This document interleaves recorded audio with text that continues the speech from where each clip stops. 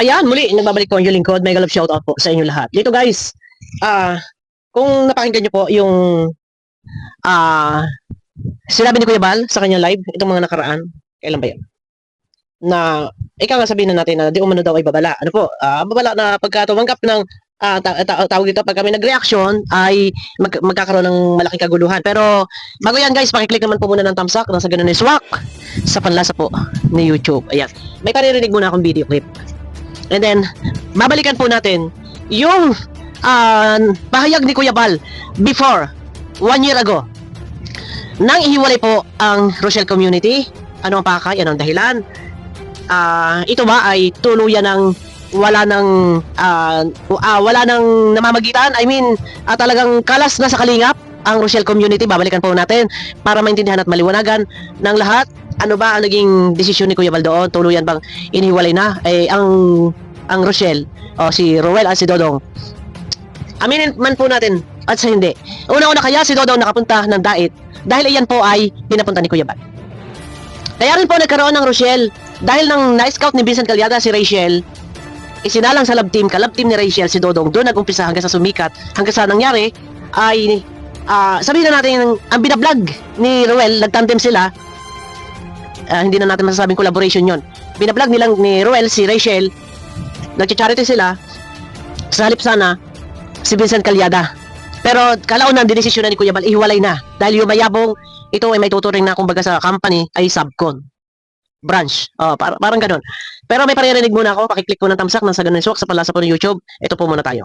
Si Ruel at Malalag po, wala siyang Reactor. ha? Yes. Walang reactor si Ruel at Malalag. Okay.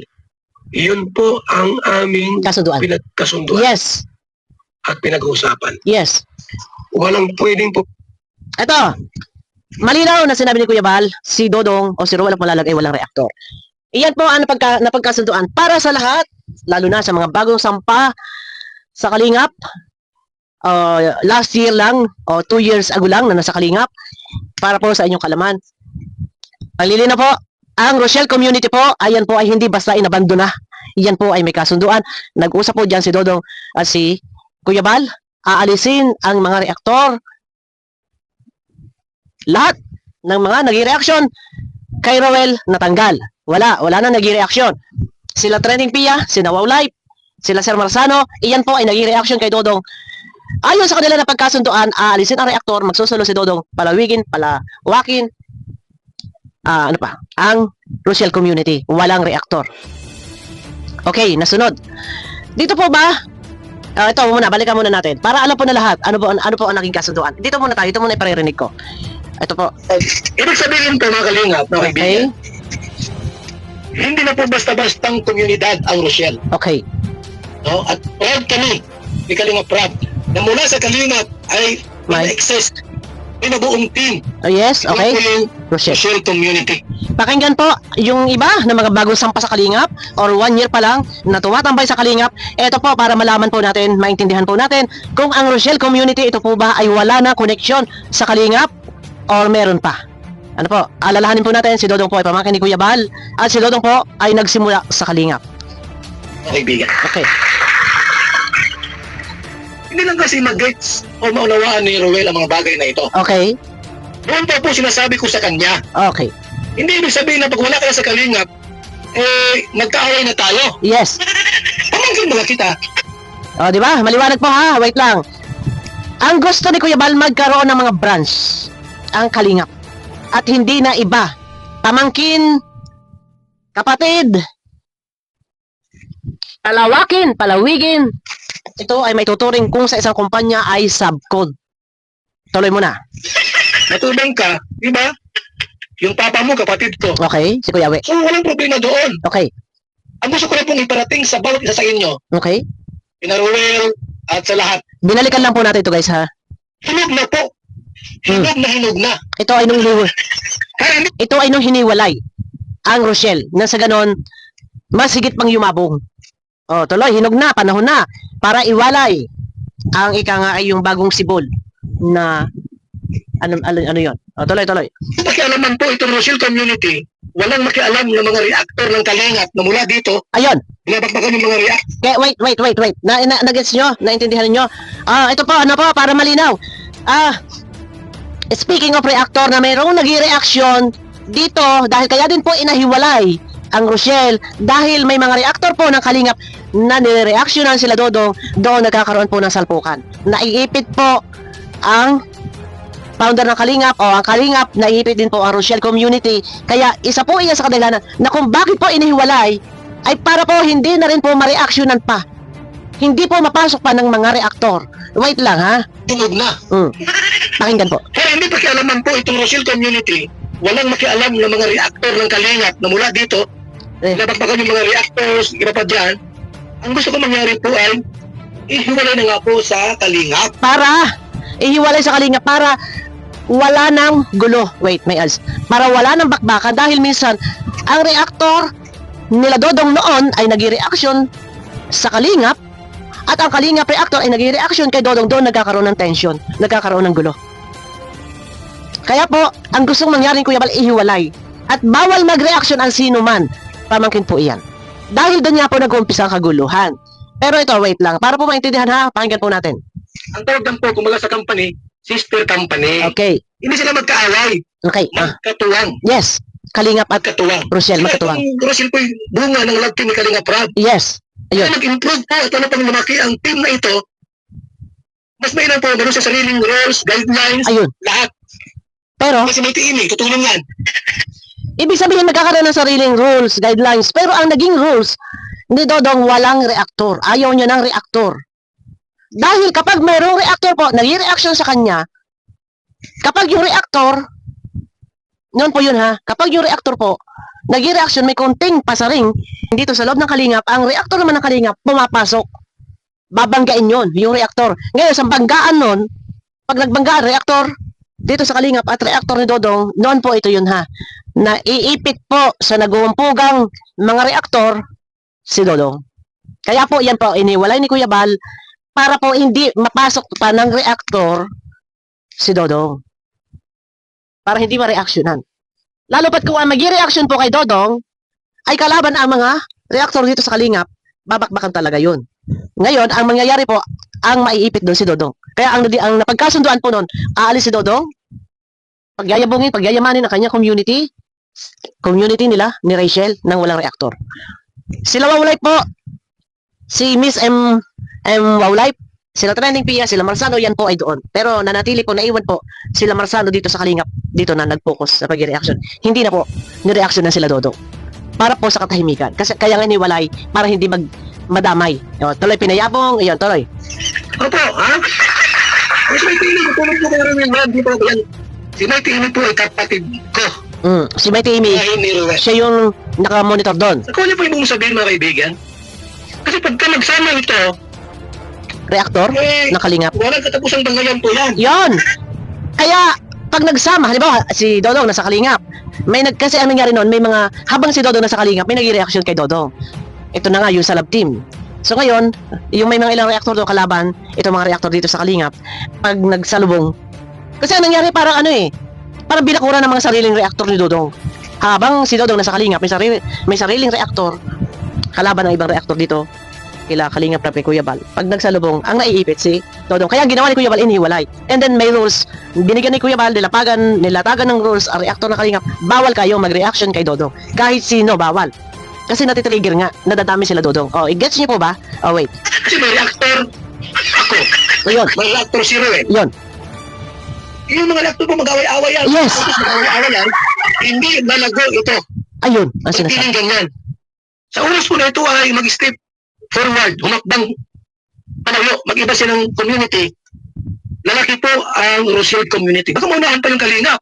Yun. Oh, walang biro yan. Kaya ang sipag ni Ruel po, mga kaibigan. Yun. Napakasipag ni Ruel. Yan ang sinasabi ko noon. Okay. Ngayon, kung sakaling magka-windang-windang at mayroong mga nakialam, nagkaroon ng gulo Yun.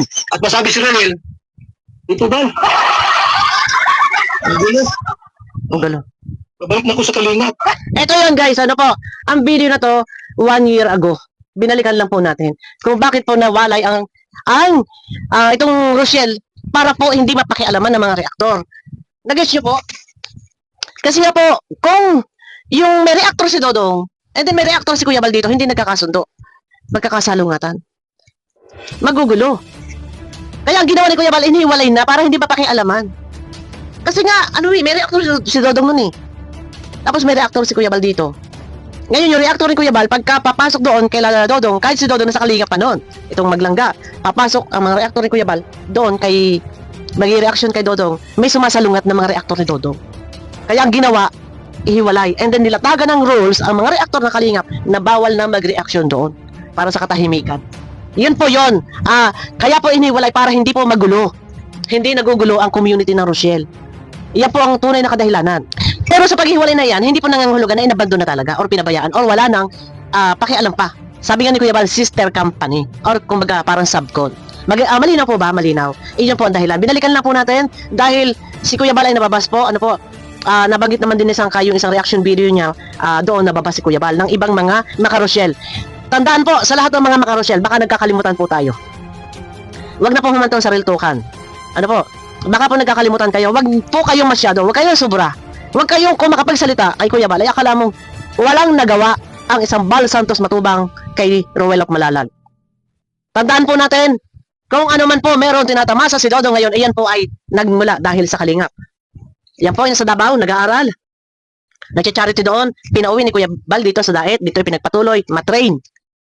Hanggang sa, dahil kay Kalingap Province, sinalang sa love team, doon nag-umpisa. Para po sa kalaman ng lahat. Huwag po kayo kung makapangbas, makapagsalita, sasabihin niyo walang pakialam si Kuya Bal. Alalahanin po natin, pamangkin pa rin po yan. At hindi po inabandon na ang Rochelle community. Yan po ay hiniwalay lang ni Kuya Bal para hindi po yan mapakialaman ng mga reaktor ng Kalingap, reaktor sa reaktor ni Rowel, noon ay nagsasabong. Ano po, malinaw? Welcome po. Bakit? Kasi nga po, sister company. Kumbaga sa company po, kung may tawag ba ibang term na pwede gamitin, sister company ang Rochelle ng Kalingap. Yan, malinaw. Hindi pwedeng pabayaan yan. Yes. Yan po ang ibig kong sabihin. Noon pa po. Ito po, 1 year ago, itong video na to. Binalikan lang po natin dahil nababas po si Kuya Bal, paglilinaw sa lahat ng mga supporters ng Rochelle community. Huwag po kayo basta-basta nga sasabihin nyo walang pakialam. Ang katotohanan, kaya po yan inihiwalay para po hindi mapakialaman ng mga reaktor sa reaktor na nagbabakbaka dahil habang si Rowel po ay nasa Kalingap, noon 1 year ago, yung mga reaktor po ni Dodong ng Rochelle, kalaban po ang reaktor ng mga Kalingap. So, inihiwalay, hindi nangangahulugang inabandon na or wala nang pakialam. Inihiwalay lang para walang gulo. Pero kung si Kuya Balman sa ngayon, ito ay manghihimasok, hindi sa panghihimasok po yan. Concern. Dahil ayan po ay pamangkin niya si Dodong. Malinaw po, ano po. Tuloy. Ayun, ito. Hindi ka na po tawag niyo kung mag-misinterpret. Okay po. Kung hindi aalis si Rowel sa Kalingap, itong Rochelle community po, mapipilitan akong buwagin ang lahat ng reaktor. Yan. Maliban sa Karita at Pius. Kung hindi aalis si Dodong, mapipilitang buwagin ang mga reaktor. Kung hindi aalis. So, umalis nga si Dodong napilitan. Tuloy. Reaktor ng Kalingap bubuwagin ko po yan. Lahat ng reaktor dyan. At nagbilang reaktor ni Rowel of Malalag. Alisin ko na po yan. Para maiwasan po yung kaguluhan. Paglilinaw po doon sa iba, ayaw po talaga ni Dodong ng reaktor. Kagaya po nito, ito may mga issue na naman po. Ngayon ano po, dahil di umano nga may nag-reaction doon, pero sabi naman ay nagpo-promote. Pero binalikan ko po talaga. Ito ang Rochelle community, ito ay may tuturing na sister company or kahanay pa din ng Kalingap. Kahanay pa rin po, nasahanay pa rin po yan ng Kalingap. Kasi dyan nagmula sa Kalingap. Yan. Iniwalay lang ni Kuya Bal para hindi nga po nagugulo ng mga reaktor. Kaya kung may mga reaktor or nag-reaction doon kay Dodong, pero ayaw nga po na may reaktor. Para hindi po magulo, hindi po mabulabog. Iyan po yung motibo kung bakit po iniwalay ni Kuya Bal ang Rochelle para hindi po nabubulabog at hindi po nagugulo. Kasi kung meron pong nag-reaction dyan, ngayon kay Dodong at may kalaban naman po mga reaktor dito na nasa Kalingap, ay magagalaw, mabubulabog. Kumbaga ang mga reaktor, susundan. Kung sino man yung nag-reaction. Halimbawa, may nag-reaction to kay Rowel. Tapos ngayon, may reaktor dito sa Kalingap, galit sila doon sa nag-reaction kay Rowel. Susundan nila yon. Ang problema doon, matadamay mahagip doon si Dodong.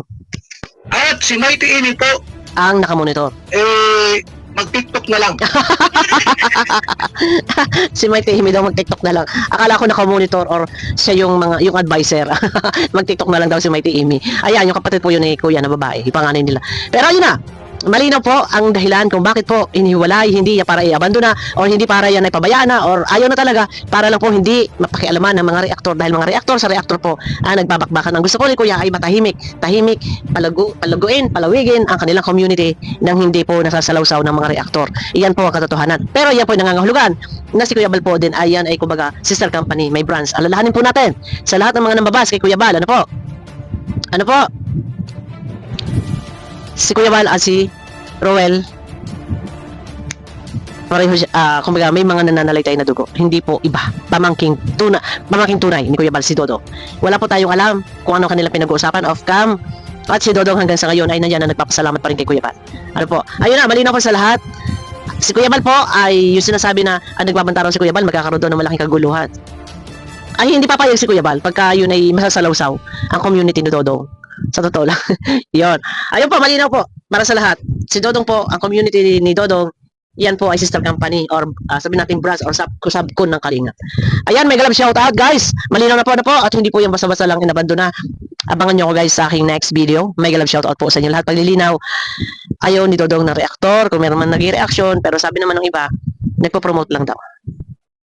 Pero ayun na, abangan nyo ako guys sa aking next video. May galab shout out po sa inyo lahat.